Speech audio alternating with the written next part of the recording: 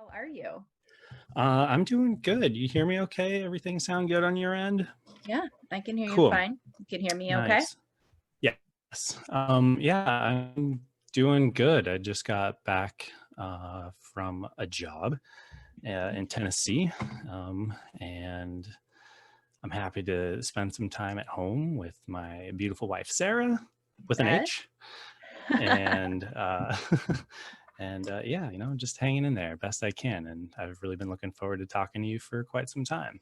I know, I've been looking forward to it too for a lot of reasons, but of course, selfishly to meet you myself. That's been the perk about doing these conversations is, I get the opportunity to talk to people that, when you meet them at a show and stuff, you don't get that level of time with them. So Yeah.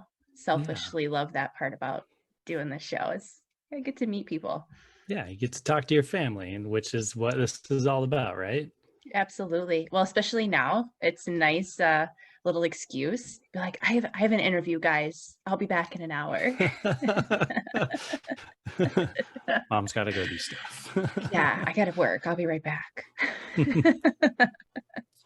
Well, I'm glad the stars aligned that we can finally do this. So Absolutely. Well, and the let's stars are let's aligning get today to it. anyways. There's that They whole Jupiter are Saturn thing. So quite literally, yes. The planets are beautifully aligning. So I'm gonna try. I'm gonna try and peek out. See that today. It's supposed to be clear out here. nice. So yeah. Nice. Not here. It's rainy and dreary in Buffalo. So Oh, in Buffalo. Oh, yeah. geez. Well, such as winter in Buffalo. Yeah. All right. So I'm super excited to dive into a ton of topics with you. We've got a Yes, lot to talk about. quite a bit. So I guess let's just start from the beginning. Talk about Yeah. where you were born and raised and a little bit about your family.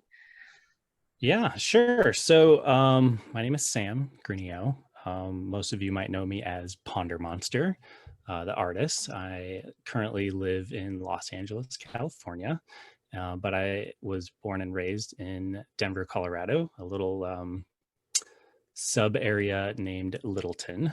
And that's where I grew up. So, for the last many, many years of my life, that's where I was. And I actually just moved out to California this April. So, Oh, what took uh, you out that way? work.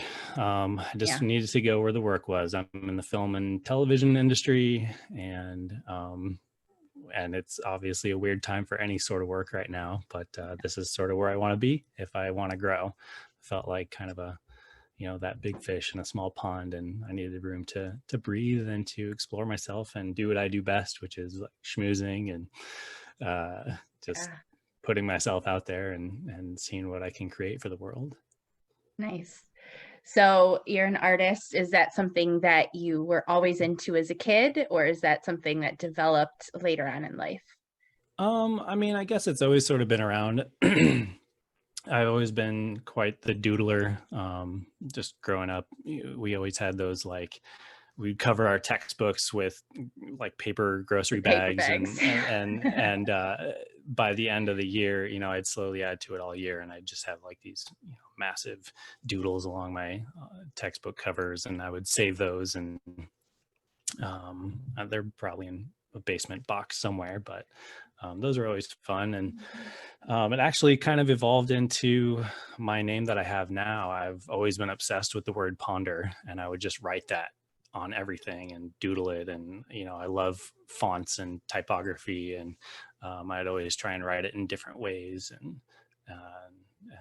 when I was finally looking for a name on Instagram, I wanted to make sure I used that name, Ponder. And I was like, I want to be a Ponder monster. And I looked at, and the name was available. I was like, perfect, done. Nice. But yeah, so that's sort of like the art journey. Kind of runs in my family, I guess. My mom's sort of a secret artist that I didn't know about until way later. And she was like, oh yeah, I used to draw all the time. And I'd see her sketchbooks, and they were incredible. And my brother is a tattoo artist in Denver. And so there's just all kinds of art running through the veins. That's very cool. That's very Yeah. cool. Nice little secret about mom you find out later in life. Yeah, that's pretty crazy when you find out more about your parents. For As you sure. When you find out that they're like their own person, it's kind of yeah, neat. exactly. So let's talk about some music. Were you into music when you were a kid? Oh yeah, music has always been a huge part of my life, as which is a huge thing that I love about the Umphrey's family. It's like everyone here, mostly like they have a wide range of a music background, and that's why we all love Umphrey's. So mine started with piano. I took piano when I was 11. But then the concert going stuff didn't start until I was like 14. My brother won some tickets from the radio station to go see Bush, Goo Goo Dolls, and No Doubt at Red Rocks. That's And so it was just incredible. me and my brother, and my brother was a maniac, and I don't know, he sold a bag of weed for a backstage pass or something like that. And he came up and he showed me, and he was like, check this out. And I was like, what is that? And he's like, it's a backstage pass. I was like, okay. He's like, I'm gonna go see what it can do. And he would just take it off. And so he was like kind of back and forth the whole concert. And Bush went on, they were headlining. The show ended, everyone cleared out. I'm like 15 years old. Red Rocks is empty. I'm just this kid just sitting there. And I'm like, he's my ride home. I don't know. This is, before cell phones, anything like that. Yeah. So I just like sit down on the steps, and this couple comes out of this side door, and they look at me. They're like, yo, kid, are you okay? I was like, my brother, I don't know. He might be backstage. I don't know what's going on. And he's like, well, security's gone, so let's go back there and see if we can find him. And we kind of like go around backstage at Red Rocks. I was like, whoa, this is wild. And we couldn't find him. And he was like, well, maybe they're in the green room. And I was like, it's this buzzword I always heard about. And I was like, okay, yeah. And he's like, let's go check there. Open the door, and like all the bands are in there partying, and boom, there's my brother sitting on a couch talking to Gavin Rosdale. No big deal. And I walk over, and I'm like kind of pissed off, and he looks at me, and he's like, hey, you made it. I was like, what? He's like, just enjoy your time here. So that was sort of like a small window into my whole music going experience. I loved music ever since. I loved going to, Tool, Rage Against the Machine, Nine Inch Nails, like punk stuff, Warped Tour, all of those like things. I would see all of that. I just loved going to shows. It was what I did. And when I was in high school, I worked at Red Rocks. There used to be a little pizza kitchen, pizza and sandwich shop up at the top. And I would, as long as you put in 10 hours a day, you could show up sort of any time. So I would show up as early as possible. I work my 10 hours, which would go like an hour into the first act or whatever. And then I would get off, and then I would go watch the rest of the show. Security was a lot less tight back then. So I would also show up, with my work shirt and be like, I'm going to work, and then just go change in the bathroom and then go to a show. So I've always been obsessed with it. And then fast forward many, many years later, just a few years ago, for the last, 2 years, I ended up being a camera operator at Red Rocks. And that was a dream come true, filming live music, the best place on earth. Yeah. And so I've been really fortunate for a lot in music, and I've tried to find a way to sort of give back, because it's just such an experience for all of us. Whether you bring something or not, like you always leave with a story. Like everyone leaves with a story, and I try to as an artist, I'm trying to bring that story to others with what I do as PonderMonster. That's incredible. I have a lot. I like to talk a lot. You got to keep me on track. No, you're good, because we'll weave it right back in. You're good. You're good. Cool. Cool. So you're talking about playing piano. So what inspired you to start playing? Classical music. I loved classical music growing up. My mom would play it on, her new CD player that she got when they were brand new. And that was like some of the first CDs she got. And so I would just listen to classical all the time. And I fell in love with Fur Elise by Beethoven. and I was like, I want to learn how to play that. So I asked my mom for piano lessons, and she was wonderful, and she got me, she did what she could to get me a piano that she could afford and piano lessons. And I pretty intensely took lessons for 4 years. Excuse me. I learned how to play it over those 4 years. I worked my way up, and then it sort of tapered off and quit. And that was kind of my big regret, was not sticking with music. But recently, work has been nice to me. And so I bought myself a piano, Nice. so that I could get back into my passion of playing music. And, my goal is to, well, before all this stuff, is to play with some friends up on stage within 5 years of buying this piano. So I'm working on it, 5 years is starting. still feasible. It's still feasible. I got a Yeah. couple years left. And, we live in a interesting time right now where we can take lessons from wonderful people like Joel. So I did take one lesson from him, and I look forward to, I will be taking another one here pretty soon. We've been doing listening and music theory, which is awesome. Highly recommend. 5 stars. Fantastic. My daughter takes lessons with Joel weekly, and he's been giving me the last kind of 15 minutes of class, because I don't know how to read music. It's something that I've always wanted to do. And now with my daughter picking up piano the way that she has, he's like, well, she only needs about 45 minutes. So we can spend the last 15 minutes and I can teach you how to read music. So cool. Joel's teaching me so how to read awesome. music, which is very cool. He's like my neighbor, which is weird. He lives not even 10 minutes away from me. It's really wonderful. And, he was able to, in his own way, sort of welcome me to the neighborhood. So that's cool. It's cool to be out here. For sure. So you mentioned playing on stage with friends. Have you ever done that? Somewhat, I guess. In high school, I would join friends. I'm, a weirdo. I used to play the didgeridoo a lot, and I would be invited up on stage to wail on that thing. But otherwise, not a whole lot. The only things that I've done lately for music and on stage is live paintings. So I've been doing some live paintings over the last many years, all over Denver, some stuff out at the Gorge, some New Year's Eve stuff in Denver. That's where I really come alive, and I love doing. That's very cool. I've never talked to anybody that's done that before. So talk about that some more before we forget about it. It's wild. It's one of my favorite things to do, is to give myself the challenge of start with a blank canvas and finish a piece by the time the show is done. There's a lot of live painters out there, not judging anyone's journey, but they show up with like a piece that they've been working on forever, and they just like kind of slowly take their time and do all that stuff. But I love being able to see someone just like slap colors on and like just be inspired and dance with the music and talk to the people and try to make something by the end.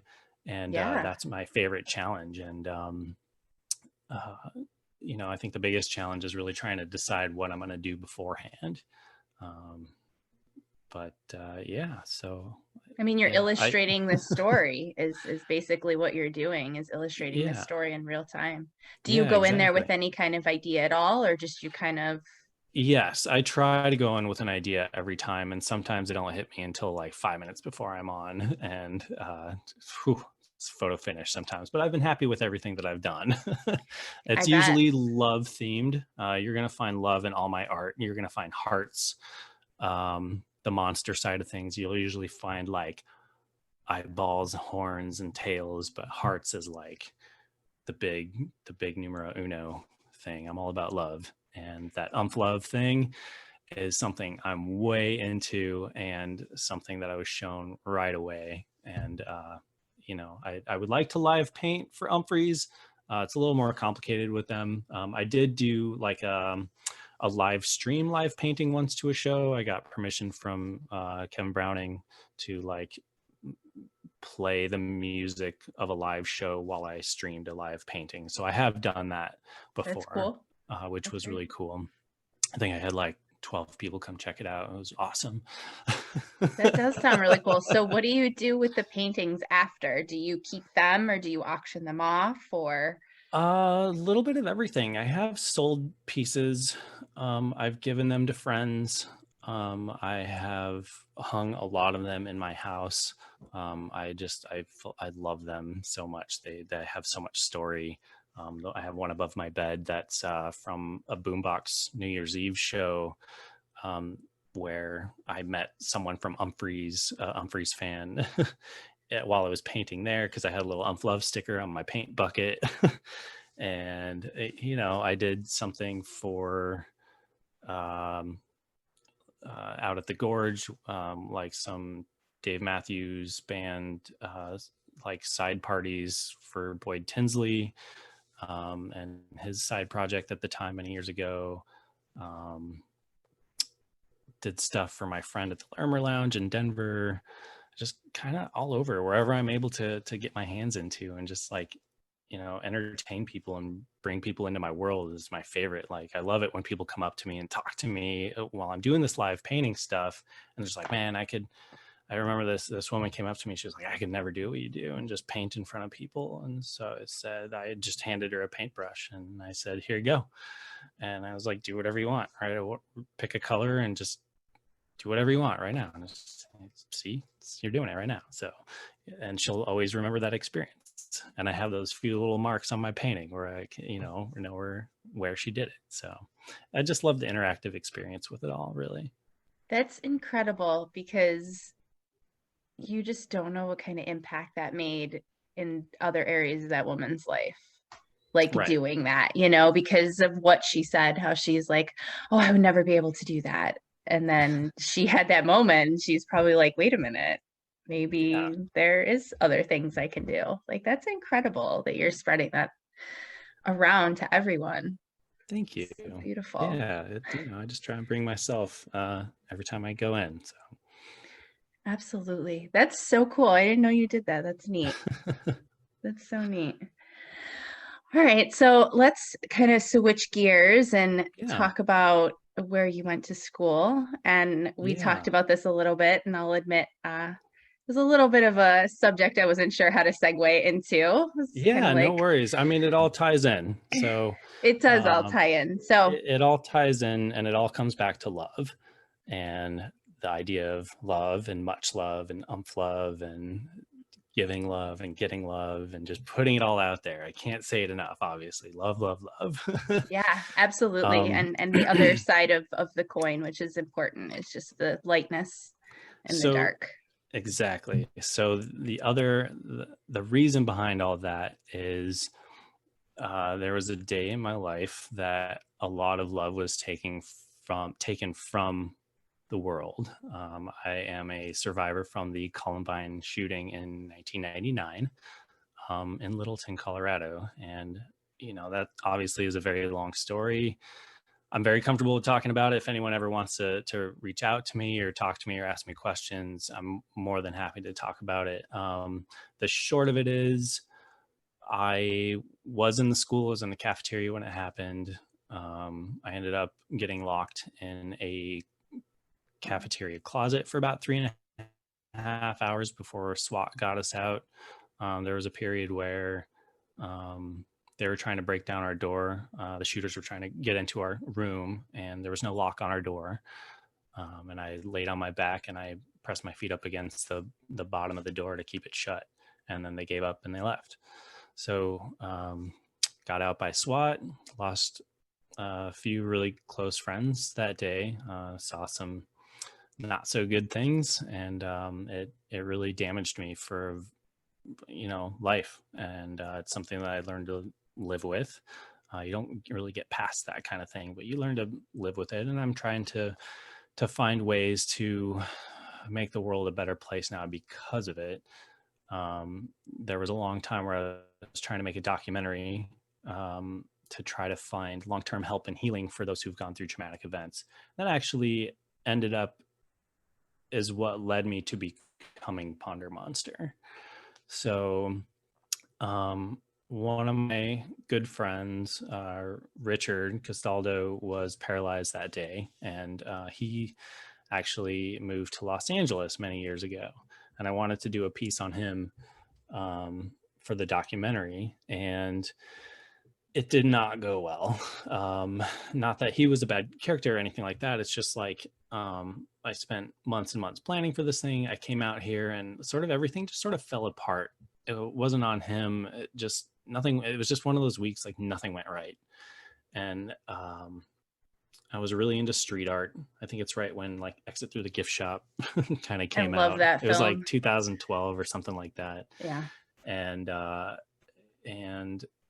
there's an artist out here that I followed. His name is Mr. Romano, and he posts like wheat pastes up Marilyn Monroe pictures with sunglasses on, Mhm. and I just loved his artwork. And one of his pieces was right outside the hotel we were staying, and I couldn't sleep one night, and I was up. It was like 4 or 5 in the morning, and he posts something on Instagram, and it was just this like little frame, and it was like taped to a street pole, and it said rise and find, finders keepers.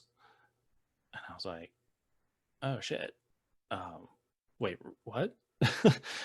And I look and I like see this like little restaurant, this little Mel's Diner in the background, and I like go on the Google Maps, and I was like, oh my god, this is like 2 blocks from here. And I don't know if you've been to LA, but it's No. flipping huge. Yeah, I bet. Yeah. And this piece was 2 blocks away from me. So I grabbed my skateboard and I ran down the street and like skated down the Walk of Fame, and I like came up to Mel's Diner, and I turned the corner and boom, there's this piece just taped to a pole. And I just went and I snagged it off the pole, and I was like dancing in the street, so happy.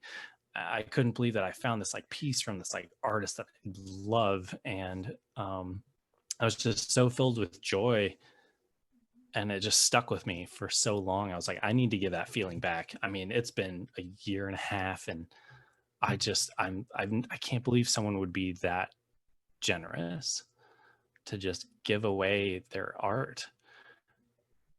And that's when I started PonderMonster more officially, and I started with a rainbow collection, and I made all these little monsters, and each monster was related to the color. So like red was love, so I made a little love monster. Orange was warmth. Yellow was happiness. And I kind of had all these characters coordinate with all these colors, and I would just like hide them in and around Denver. And that's sort of how it slowly started. So anyway, for a long time, to circle back to Columbine, I was kind of a face and voice for the Columbine community. I've been on the news a lot. I had an hour-long Dateline documentary feature about me. Me and Lester Holt went around the whole country, and we talked to other survivors from various tragedies. And so I always felt like I was just known as like this Columbine kid, and I felt like that was my identity. And I was happy to help other people, but it's like really emotionally draining to just always deal with trauma all the time and other people's trauma, and it always leads to these like political debates if you're not careful. If you bring up gun control anywhere, like, whoa, you've lost half your audience, and then you've divided the last half. Mm-hmm. And so there's not a whole lot that seems to like stick or like gets the conversation going. But what I found is universal is this idea of love and giving and gifting. And it's just, I mean, I know it sounds simple to say love is universal, but I found that it gets the biggest response out of anything. And when I fell into the Umphrey's crowd, I'm a late bloomer, 2015. When I fell into the Umphrey's crowd, I was nervous. I didn't know how I would be sort of accepted putting my art out there. And that love feeling just put it all back together for me. Yeah. So So now I went from this Columbine kid through evolved into PonderMonster, and that's what I'm known as now. And PonderMonster is this artist about love, and I think it's interesting that if you find out more about me, of why I do what I do with Columbine, that's kind of like the completed picture. But that is me. That is who I am, and I'm just trying to give back as much as possible, and to bring joy and light and love into everyone's world. And if I can make a story for someone, and with the art that I do, then shit, we've done it. Yeah. Yeah. That's incredible. That's incredible. And it's one of those situations where in hindsight, you're not grateful, obviously, but you can see the reason why you had to go through that was to become who you are now. Because I mean, it seems as though you still would have had the want to spread love into the world, but the real drive behind it was because of something that happened. Yeah. It's kind of bittersweet, because you wonder what he would be like without it. And a lot of days you wish it could have never happened. But if it didn't happen, I wouldn't be on this journey that I'm on. So, Mm-hmm. or I would be, and it would look Mm-hmm. differently. Yeah. And it's crazy. And that, that's not the only tragedy I've been through in my life, unfortunately. But I've learned, I've gathered a lot of tools of how to get through these things. And the key is love and friends and family and other people, and just talking. Yeah. That's really just Like talking. the connection. The connection Yeah. is the biggest thing for sure. Yeah, it really is. And being with those that you love, which is, my Umphrey's people. Yeah, that's my Which family. I miss you guys so much. I can't wait to see you guys again. That's how I feel. That's been this hardest thing for me. It has been not hugging friends and not Mm-hmm. traveling and seeing music. And Mm-hmm. I'm kind of a homebody anyways. So that part's not hard. It's just the no live music piece. It's the curse of the introverted extrovert. When you're Yes. home, you're a hermit, but when you're out in the crowd, you are a part of it. So Yeah, yeah. exactly.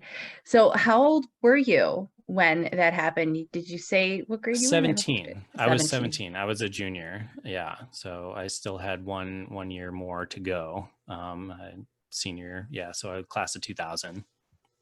And it was I can always it's so weird how relevant it still is. And It's it's been sad that it's as relevant as it still is. yeah, Like that's and the it's been sad over part is 20 we haven't years. learned anything. Yeah. Yeah, it's been over 20 years, and I can still remember it as if it happened yesterday. But then I don't know what it's like for you as a parent, and sending kids to school and safety and all that stuff. So that's a whole other world that I don't know anything about. I don't have kids of my own. I have nieces and nephews and godchildren and all that stuff. I have lots of kids in my life, but none of my own. So Yeah. it's I can't imagine sort of all of everything changed after that day for the world. Yeah. I And, remember being in school myself. I think I was in like 8th or 9th grade. And I mhm. remember even then how it changed for us in school that day and had the teachers having to talk to us about it. And then it made you kind of look at everybody differently in school too. Like it changed everything for everyone. Yeah. And I'm always curious about everyone else's experience during it, like yours. Like, what was it like for you being so far removed maybe from it? And, because I was just like stuck in a closet on the floor. Right. I mean, you were And other right in the people are thick just of watching it. it. Yeah. Yeah. So it's just kind of wild. So, but Yeah. again, it's led me this direction, and I look forward to doing more for Umphrey's and everything like that. So, and the fans, because God, this is like the greatest fan base and fan band symbiotic relationship I've ever seen, like, with anyone. So I agree 100%. That's how I feel about with this show. It's Mhm. incredible the reception that I've gotten of people that listen and that people that want to sit down and talk to me and Yeah, of course. this whole thing. It's incredible. Yeah. But obviously a lot of us were hoping to go to Iceland, and it'll happen again someday, but We'll get there. We'll we'll get get there. there. I had all my little plans of things that I wanted to do to make fun little treasure hunts for everybody. And yeah, so I even have my little Umphlove. These are Oh, for that is the so people the cool. people watching the video, not the listening. Sorry, I have little buttons, little Umphlove buttons that are written in the little runic letters. Not the first person to do that, but I Those always are incredible. little big vizier that has it in the middle. Oh, that's so cool. I even made these little merit badges. So Love that. you can for the people that I see doing awesome stuff in the crowd, I can like That's give so these little cool. merit badges out. And then you'll always see me and my friends in the crowd with thumbs ups. I know a lot of people do rock hands, but we always do thumbs up. And so if I see you out there giving a thumbs up, I have an official thumbs up crew member button Oh, that's so cool. I love that. as well. So I just sort of stacking up all my things that I'm looking forward to doing. I've made everything in my art world a lot bigger. I started with small paintings a long time ago, but Umphrey's really let me open up and breathe, and now I do like posters for the big shows that I go to. And it started with like, sorry, I'm just like veering off into a whole nother You're good. world, but You're totally fine. You're good. like Red Rocks, 2000. I even have it here. It is 2000, Nice. 2018 Red Rocks. It's this like lava lamp That's so cool. that I made, and so many fun stories of like those people that got it. And the cool thing about being able to talk to you, and not necessarily name dropping, but name dropping and talking names and stuff like that, everyone that I mention, I haven't mentioned anyone yet, but anyone that I mention, you would know, and most people would know. Like when I talk about Alice, Mm-hmm. you know what I'm talking about. Mm-hmm. And so do so many other people, and her friends, and Miranda and Becky and Brian, and all kinds of stuff that she was with. Her group sat next to me at that Red Rock show. And at the end of the show, they were just such wonderful concert goers that I gifted them my last poster. And they took a huge photo with it. And now they have a tradition of they pass along the poster every year to a new person that was in that group to hang into their house for a whole year. And then they decide the next year at the next Red Rock show who gets the poster for the next year. So That's they've so created their own cool. tradition. So, and oh man, now I just have to launch into stories.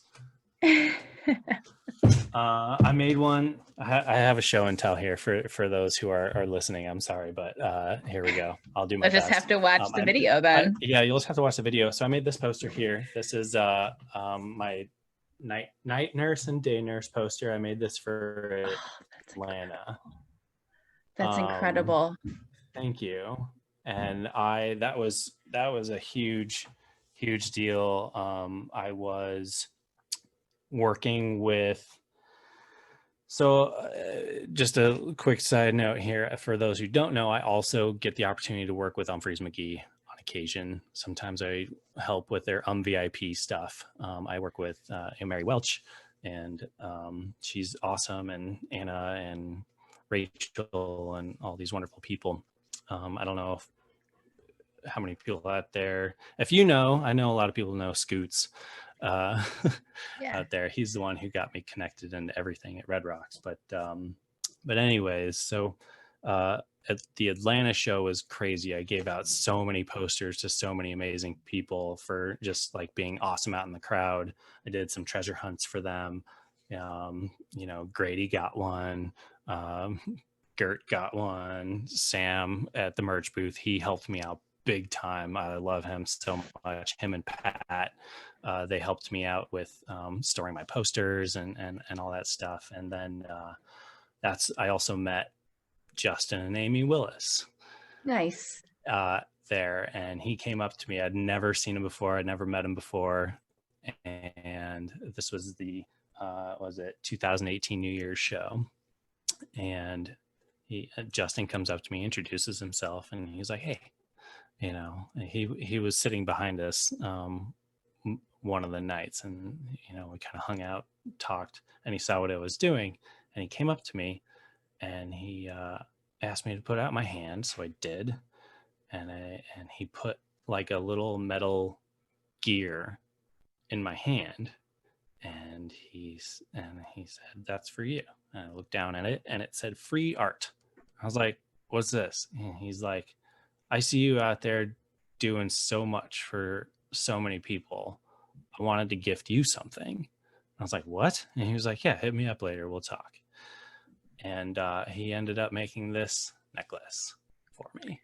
That's so cool. It has a little heart on it. Oh, that's incredible. And a bunch of little gears. And this is like my most special piece of jewelry ever. That's And I so wear it to cool. every show. And it means the world to me. And it's just like this give, get, love thing with Umphrey's crowd people. And I swim in it. I love it so much. I can't give enough to everybody, and I will continue to try, because what I get back from it all is ridiculous. I feel the same way. I feel the same way. And I get to meet people that way too. So, I know we're way into this conversation, but for those who don't know what I do, I'm a treasure hunt artist. So I create treasure hunts for my art. So you can find a piece and get something from that. Or I will seek out those who are like awesome concert goers going above and beyond. And I will give them something for just being that exceptional person, because and so does everyone else, the people around you can make or break your show. Can break the show. Yeah. So, I just try and encourage that positivity and love. And when it comes back to me, it's crazy. I'm always fishing for people too, people who are noticing whatever. One of my first Umphrey's paintings, the Umphlove painting that was found, was actually in Aspen at the Belly Up. And it was found by Alex Sills. And he passed away, not too long ago. And that was the only way I was able to connect to him. And we ended up talking a lot, and we messaged each other a lot. And it was really cool, to be able to connect to someone like that. And I just love fishing for people the way I do. You throw lines out there and you definitely get some stuff back. Absolutely. 100%. And I love what you said, and you mentioned it in the notes that you sent me, and then you mentioned it a couple times here in our conversation about being a good concert goer. And I really liked how you brought that up, and, it kind of made me think, some more. So I thought that was really interesting about, how you mentioned how you can be a good concert goer, and sure, maybe that kind of sparks it in other people too. I would hope so. It's so important to be a good concert goer, because concerts are a microcosm of the real world. How you are, how you handle yourself, how you treat other people around you, it's all the same. So you don't have to do everything that I do, obviously, but some ideas that you can take with you, anyone that goes to their next show. For example, when I go to Red Rocks, it is so cool that you can bring in so much stuff there. My friends and I, we bring in cases of water, and we just hand them out to people. We'll stay up all night the night before, and we'll chop fruit up and we'll put them into little Ziploc bags and we'll pass out fruit to people at set breaks. Probably can't do that anymore now, but bring candy. Don't bring gum because people are irresponsible with gum. If you give someone gum, you tell them to hang onto your wrapper and use it to spit into it later, but gum's usually pretty bad to hand out. If you go get drinks, come back, bring your neighbors an extra one. I was super lucky to go to the Chicago show with Bayless and Jake, and we bought hot chocolate for our neighbors. They didn't ask for it. We just got a bunch of hot chocolate and gave it to them, and now we're friends. It just, and it made their night, and then we just kept talking, and it was awesome. Just make eye contact with someone, give a thumbs up, make sure you're giving people enough room to dance. I don't know. And also be okay to tell people if they're being like too noisy, like on their phone or something like that. It's okay to tell people like, hey man, show's up there. I've been reminded. Yeah. And I appreciate it. I appreciate it too, because sometimes we need reminding. We're all in it together. So be a good concert goer. I am watching, and I will reward you if I can with something. So I think that's incredible. And it's very important. Although the other day I did mention to my husband that I missed a show so much that I wouldn't be mad about a drunk guy dancing on me right now. So no, I think the only thing that bothers me the most is just getting stonewalled, someone coming right in front of you right as the show starts, and then they don't move. They don't dance. They don't, and you're just like, dude. That happens to me, and it's always the tallest guy in the room too. And my husband's like, really, still in front of you, like every time. But there's responsible tall people out there. I don't want to throw them all under the bus. Sure. I met in Minneapolis, First Ave. It was the week after Prince died, and I was there for that incredible run. And I met these two guys, Paul and Kevin. I think Paul said that he was like roommates with Joel way back in the day or something. Anyways, these two, Kevin was like the tallest person I'd ever met. And Paul was a very, he said himself, he says, I have my own orbit. So, but the cool thing is he taught me, he was like, the key to getting space is constant, gentle pressure. He's like, they'll move, just slowly lean in, and before you know it, they just kind of like move away, and then you get space, constant gentle pressure. So but yeah, so anyways, God, I miss everybody. I know. I'm really hoping that maybe like the summer of 2021 we can see some freaking music. I know it'll happen. I always say this: the sweetest days are yet to come, and I truly believe that. Yeah. And when we can, everyone I want to come just give me a big old hug. It's my favorite thing. It's one of my superpowers. That's what I've been telling everybody. I'm like, please don't be offended if I just randomly need to hug you, because I'm gonna just need to get it out. Mm-hmm. Yeah, I think that's what like the first show back is going to be, just everybody hugging each other. Mm-hmm. And so like I mentioned before, I went to that Chicago show and it was all socially distanced. Everyone had their car spaces and everything like that. It was really surreal being surrounded by everyone that I love, and I couldn't see or touch or talk to anybody. If I was really overwhelmed by seeing live music. I was crying half the time, but then I also couldn't, I don't know, it felt like one of those dreams where it's like you're screaming and nothing comes out. Yeah. And it was the same feeling, which was also extra overwhelming. So yeah, it was bittersweet.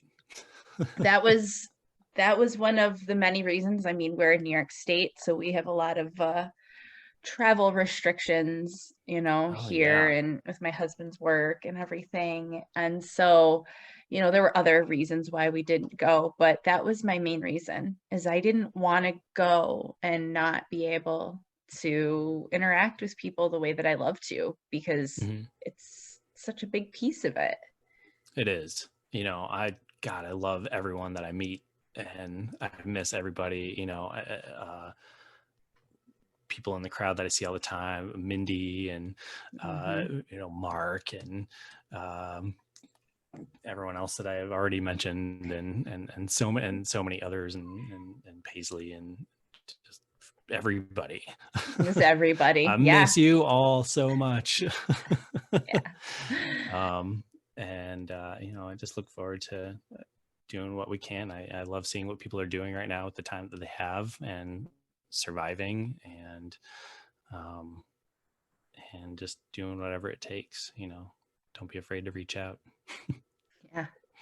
So let's talk some more about your treasure hunts. Oh So yeah. how does that happen? So you have Mhm. something that you want to hide at a venue.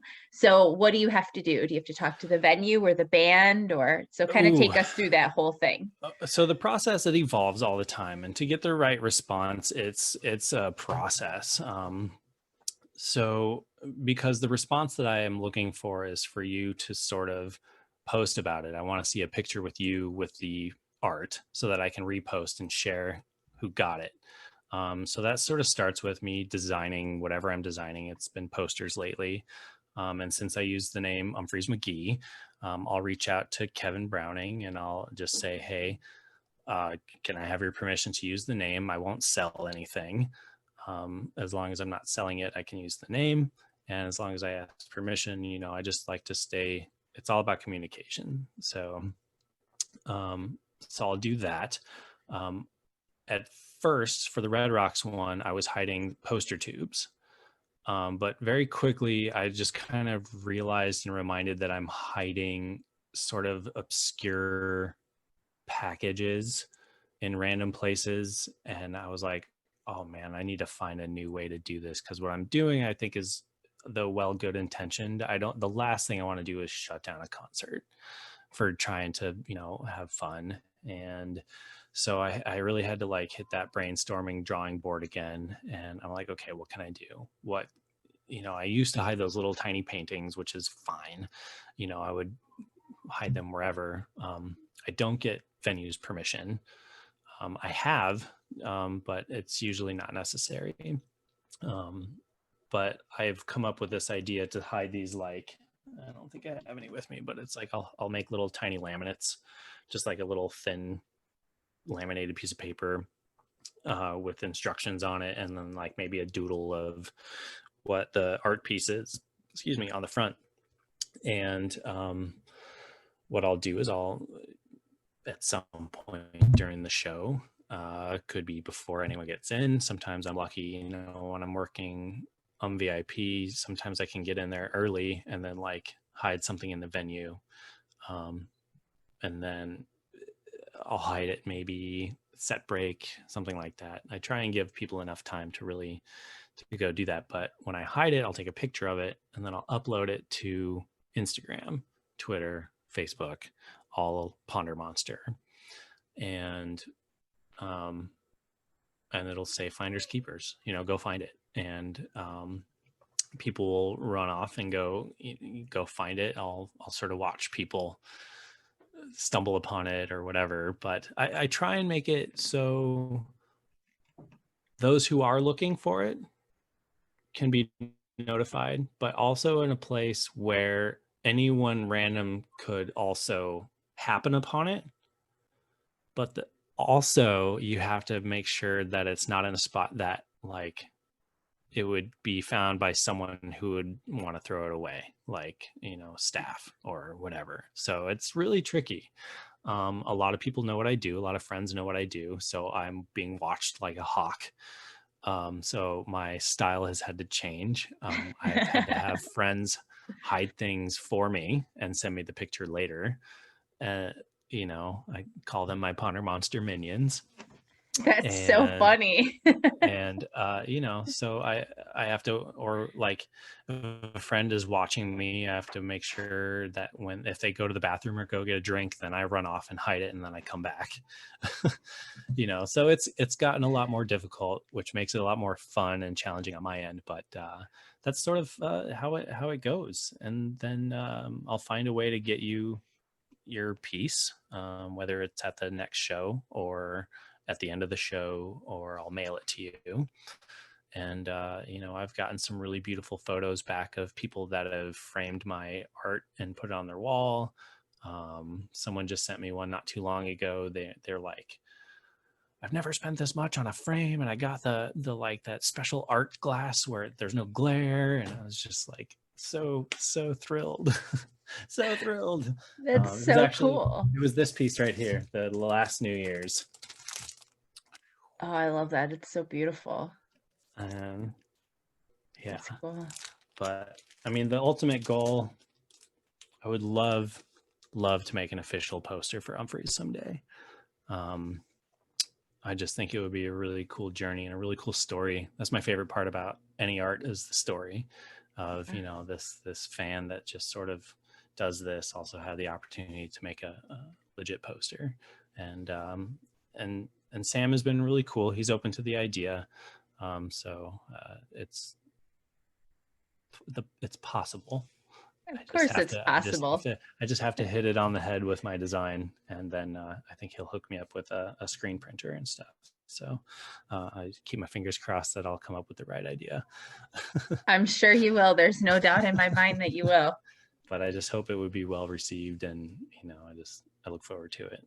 That's the ultimate goal. I would love to, you know, be a poster artist for my favorite band ever, which is it's crazy how short of a time they've been in my life.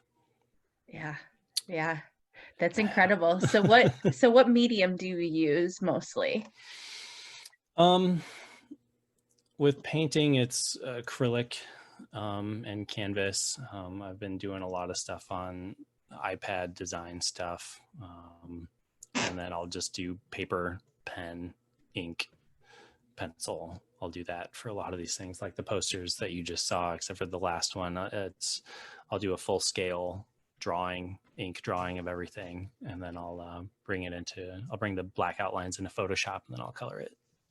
So it's always just sort of mixed media and all that stuff. But I just, you know, I make all these pieces and I just dream about how I can bring it to the crowd and bring it to the fans and create new stories for people and meet new people and stuff like that. So, yeah.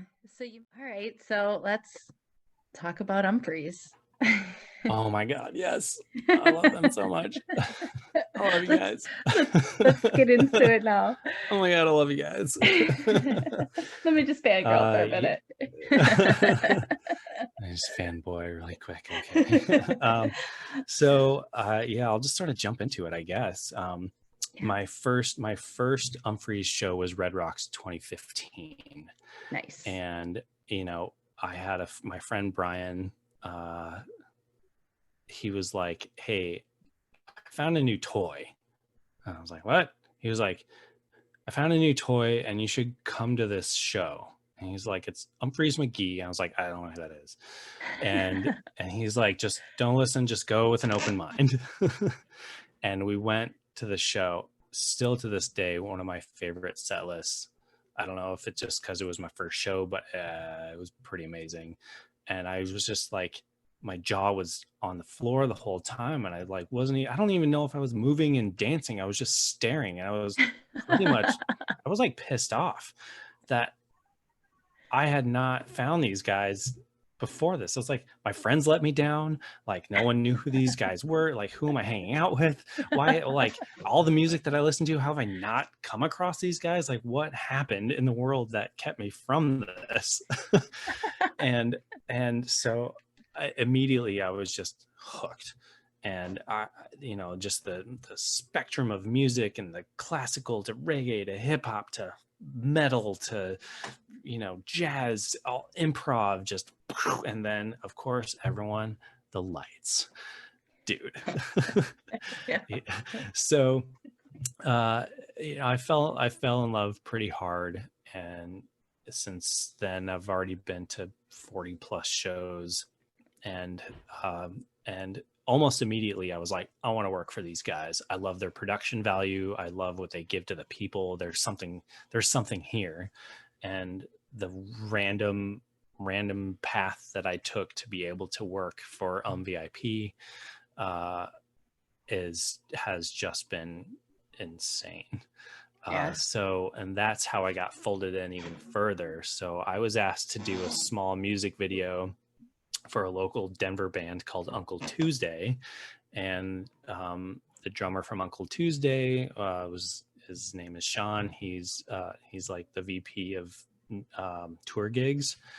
And then all the other people in the band, they've been seeing Umphrey's forever, and they've gone to like the summer camp, and they've all taken lessons from the band. They all knew. And Scoots came in randomly while I was filming, and just to take stills, and him and I super connected, and we became really good friends. And then he was always doing all these VIP things, and one year they needed help at Red Rocks, and I was like, homie, that's my backyard. And he was like, I know, I want you in. and so I came in, and I crushed it. I was just myself, and I was working for the band, and I couldn't believe it in such a short amount of time. And I feel like I'm just so folded into the family. It's beautiful. Yeah. And I just look forward to seeing where it goes from here. Yeah, it's kind of crazy. I fell in hard and quick, and I found my groove, and I was nervous about how my art would be received. And it was just immediate positivity right back to me. And I was like, these are my people. Yeah. Oh my God, these are my people. It becomes so obvious, and you're like, this is what that feels like. It's so awesome. And I don't have to be anybody that I'm not, Yeah. It's amazing. I Yeah. get to talk to you, and you're doing, you do your amazing thing. And, I listen to a lot of your podcasts, and it's just so cool to be a part of it, and to feel this much involved in the crowd, that I can be a part of this too, and share my story, and let people know who I am. And and when they see me, they can shout out, hey, PonderMonster. I get that sometimes, which is awesome. I bet it is. I bet that is very awesome. And so that's the goal. And that's awesome. that's where I'm already getting into. So Umphrey's has just been, God, and so let's keep talking about Umphrey's. You're good. Just a little bit. My favorite thing about them is they challenge you as a listener. For those who 100%. choose to be challenged, if you're paying attention, they give you crumbs, and they give secrets, and they tell stories, and they let you know what's coming either next. Maybe 5 songs later, they'll drop little ditties, they'll play a little riff of like a cover, and then never touch it ever again. And it opens this conversation with the people you're sitting around. You're like, oh, that was this, or that was that, or this drum line sounds like this, or oh, hey, they teased this. And I don't know, I've never had that before. And I feel they make me feel smart. That's how I feel too when I'm listening to music, and I'm like talking about it, and you're just dissecting all these things and all this other stuff. And I'm like, that makes me feel so cool and smart. And they allow you to totally let go and just dance and just be free and feel it. And they milk it. I love it that they'll just, if they know they've got a good groove going or a good dance party going, they won't just stop it. They'll take it like 10 times higher. Like You feel like they're going to stop here. They don't stop. Feel like they're going to stop here. Oh no, they keep going. Oh, they're just getting warmed up. Oh, we're going. Now we're fully into it. Now we're going to party for like 10 more minutes because we're not done either, and I've never seen that before. And they feed every part of my soul musically. And I love them so much. And it's kind of crazy. It is Thanks kind for of letting crazy. me fanboy. That is exactly what this space is for. It's a safe space for everyone to let it out.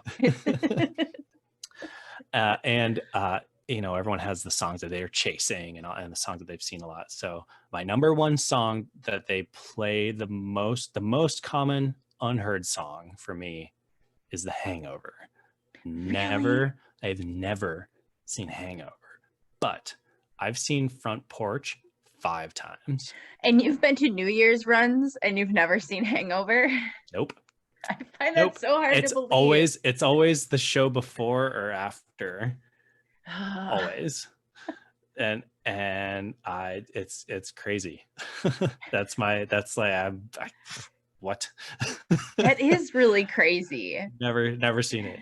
And I've seen all these other really rare, special, amazing things. And my favorite moment in my concert going Umphrey's history, probably in the top 3. I'm sure there's other ones out there, but like my favorite moment ever was at Red Rocks. And Total Eclipse of the Heart. I like tear up.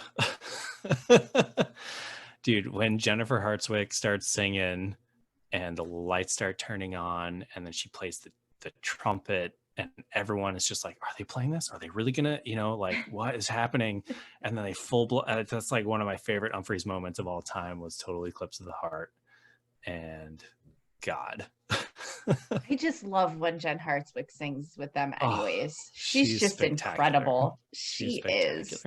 I want her to sing Attachments. Oh, I would love, I would love to. I think that would be really more often. Like soulful. I think she could just, bring this power to it. Just give me goosebumps to think about. I love her so much. She could join the Filthy Little Secrets for sure. For sure. She should be like the kind of like how, Stevie Nicks always wanted to join the Heartbreaker situation. You could kind of do that here. Yep. God, I would love to meet her too someday. I've had the opportunity to film her a couple of times with Tab and Big Gigantic and stuff like that at Red Rocks, and it's just like she's so awesome. And then I work with Abby, who's really good friends with her too, and she talks about how awesome she is all the time. I was like, I just want to meet her.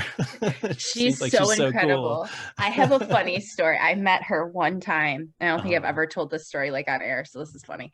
So we went, me, my husband, and my youngest, he was 6 months at the time, and we went to the Ravinia in Chicago, and she was there that night, and she's gonna sit in. So before the show, we had done the VIP, and then they did a meet and greet. So we were kind of in the back and we were doing the meet and greet, and I have my son in the carrier and he's like faced out.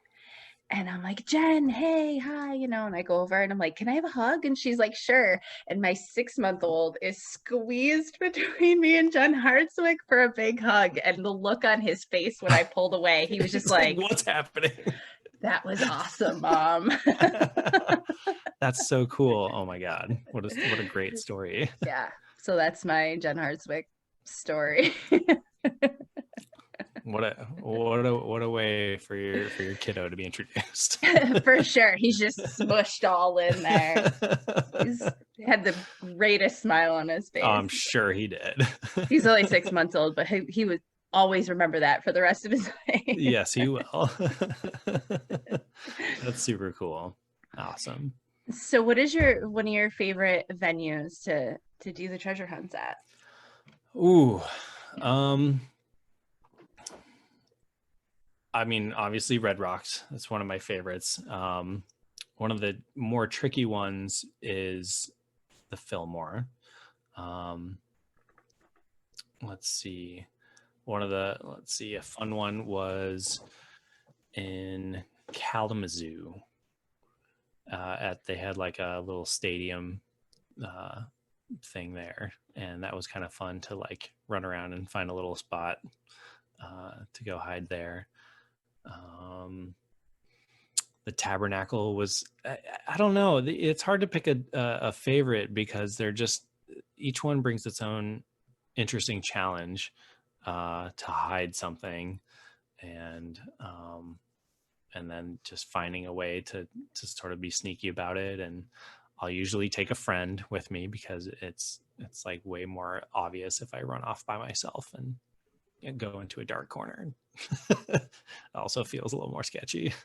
For sure.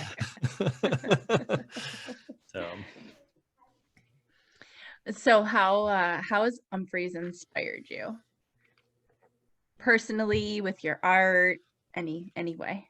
Umphrey's is just continuously inspiring to me. Just as musicians, how they push themselves to it's not just Umphrey's. I don't know how they do what they do. That, they'll play after shows until however, the sun comes up, and they have all their side projects, and they really just push their passions. And I just like how they make my brain work. And if I start drawing, I like to see where it takes me, what I come up with. They inspire me to do, the art that I do. Like anything that you've seen me do Umphrey's related, 99% of that time I am blasting a show, so that I have Umphrey's running through my veins while I'm creating art. So you get 100% of everything that I'm feeling every time you see this artwork. So they just, their colors inspire me on the lighting side of things.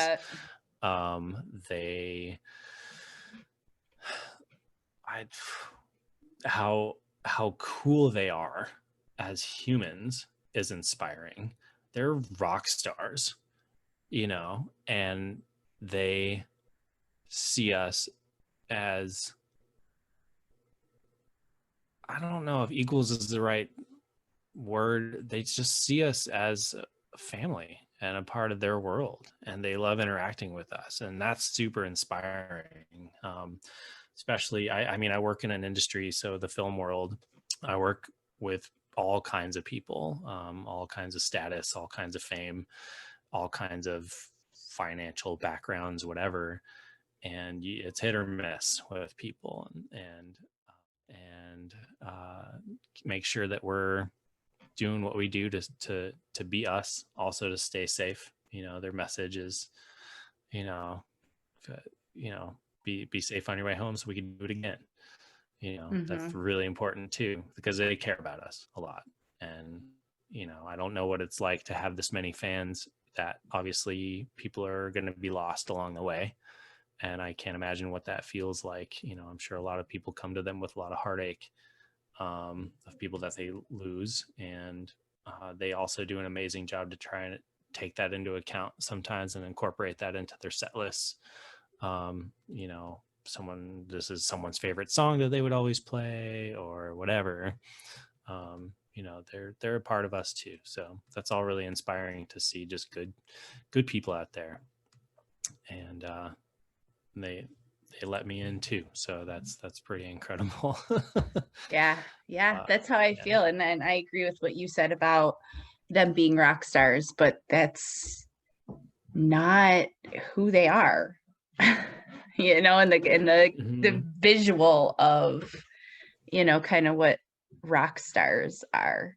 It's not that at all. And I think that's one of the coolest pieces of it.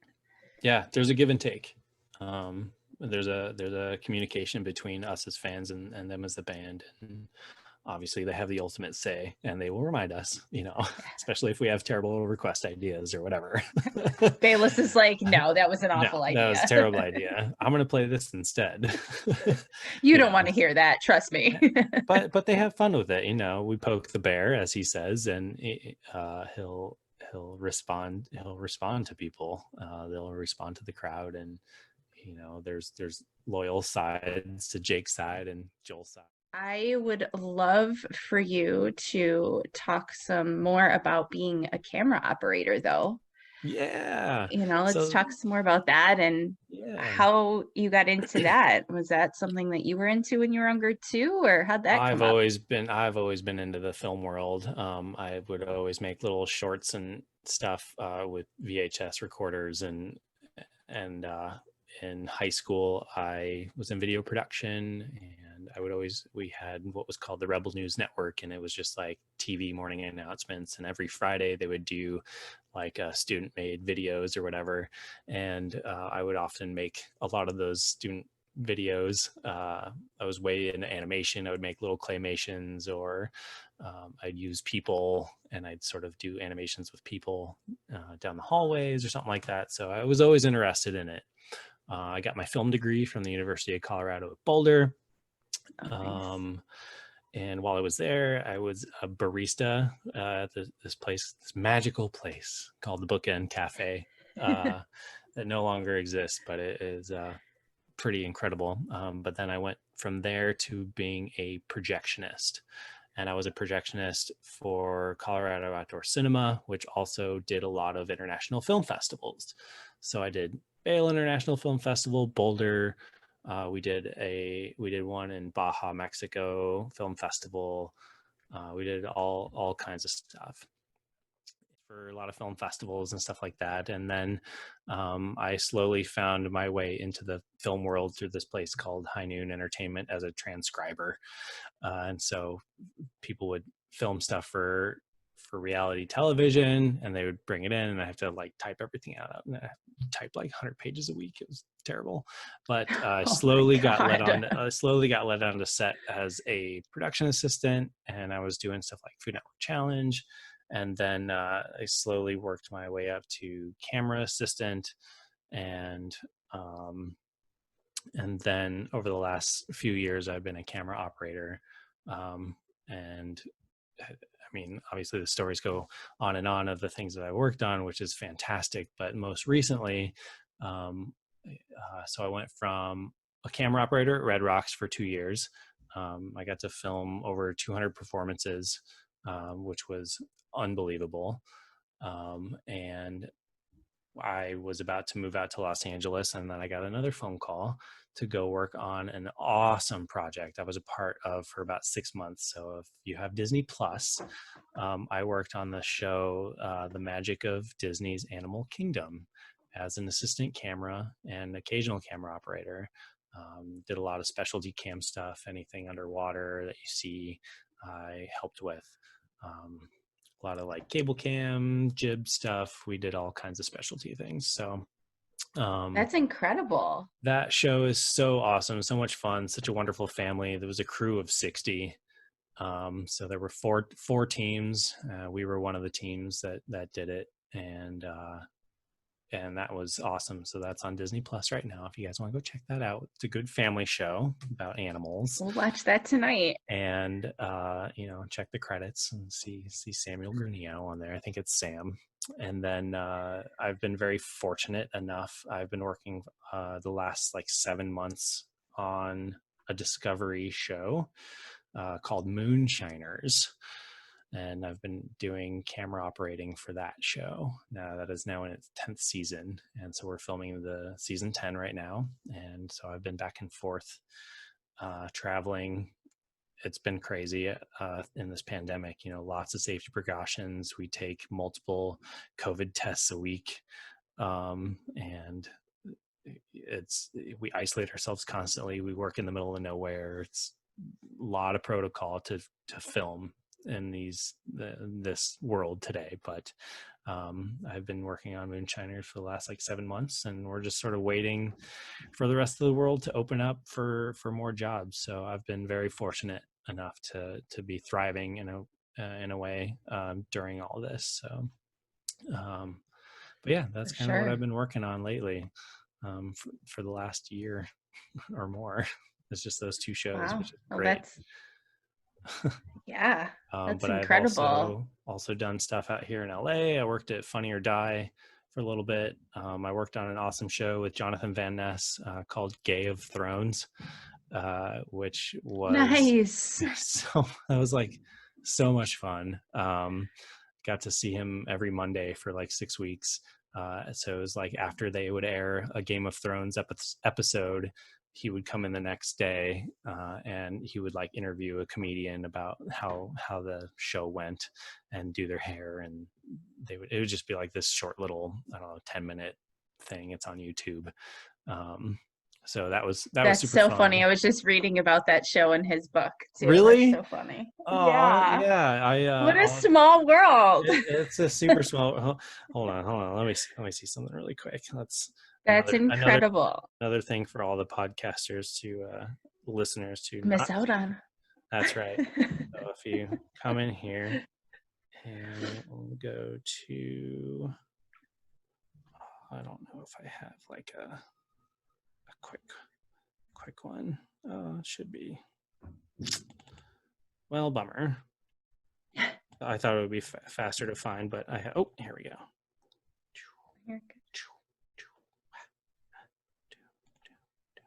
There it is. There's me and Jonathan Van Ness. Oh my God, I love him so much. Making a little heart like together. 1 degree of separation now. I'm so happy. He's an excellent hugger, and he is one of the most positive, wonderful humans I've ever met. He is the same.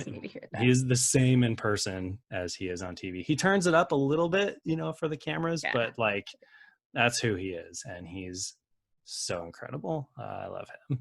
That's incredible. Let's see. I worked lately. That same year, I did an episode of Ocean Treks with Jeff Corwin. I worked on the show Nailed It for my kids love that show. So all the holiday episodes and stuff like that, I was actually art department, so I was flipping sets and like working on all those.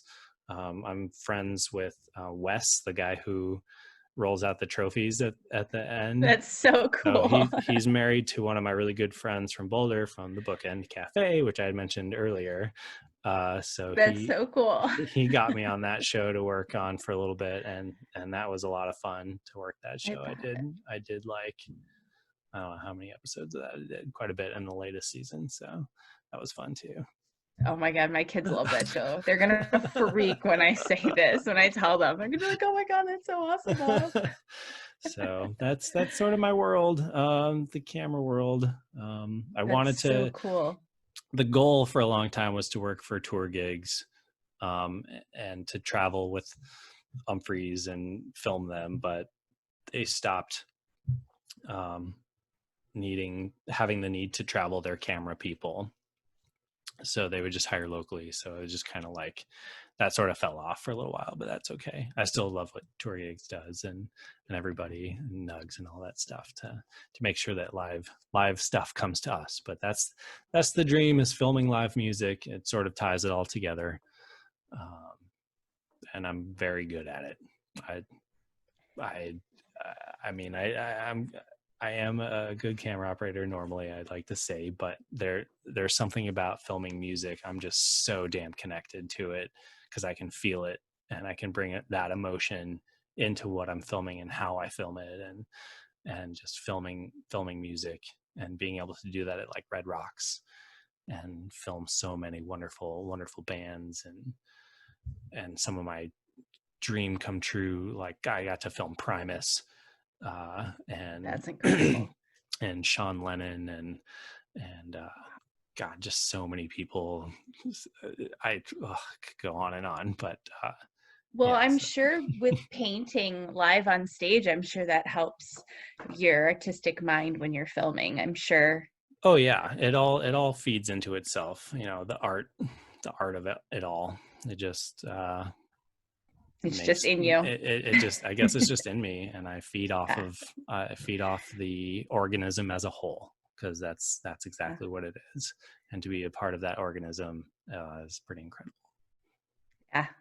Yeah, I agree. Yeah. All right. Well, I have one final question for you. Okay, great. Shoot. My favorite thing to ask people. Okay. Describe Umphrey's in 3 words.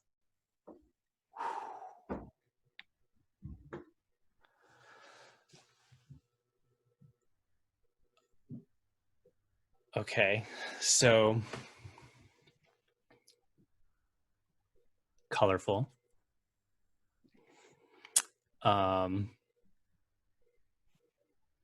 Intelligent. Nice. Mind-blowing. Love it. Yeah. We'll do that. It's hits the nail right on the head, that's for sure. Yeah. Yes. Yeah. Because that happens to every single one of us, is when they blow your mind. Everyone's got that moment. Yeah. And my husband calls it the face I make after a show, and I'm just like, wow. And you can see you Wow. can see also at shows, like the people that are sort of getting it for the first time, and they're just like, Yeah. they're like they're looking around like, "Did you see this? Did you see what's going on up there? What's happening?" It's just sort of like this, like, just, I don't know, like a hit in the face with a pie or something like that kind of face. Still, after almost like 75 shows, I still make that face though. Like, are you seeing this Totally. too? Totally. We're really still? Wow. Is this the same song? It's the same song. It's been like 22 minutes. I don't even remember what it is anymore. All the thoughts that you've had in that time, you just like went on your own little journey. You're like, where did so I many go? mental journeys. Yeah. Sam, you okay? Yeah, I was somewhere. I went somewhere. That's what I've I seen love. the edge of the universe. They send your mind so many places. You kind of forget you're there sometimes. It's incredible. It's therapeutic though. Oh, yeah. Like, even like, of course, being there and the release of the music and everything, but also like allowing your mind to wander like that it's so good. It's I love important. it. It's important to be able to, it's a form of letting go. And it's just so important, especially, and then tying that back into my artwork. That's sort of what I do. Why I do what I do is I make these things that I love and I let them go. Hopefully they get found, but it's making something that you love and letting it go. And that includes, everyone can do it with their mind at a show. Just let it go, because it'll come back to you, and it'll come back with stories. Yeah. I love that. Yeah. I love that. I think that's a perfect place to leave it. Absolutely is. And I can't wait to talk to you again and see all of you guys out there. I love all of you, and thanks for allowing me to share this time. And I just want to always say, you give love and you get love. And I like to say much love, and now I bring in love. So love, love, love, love to everybody. Thank you for having me on. Yeah, thank you. This is wonderful. Cool. Have a good day. Love you. Mwah. Yeah. Take care.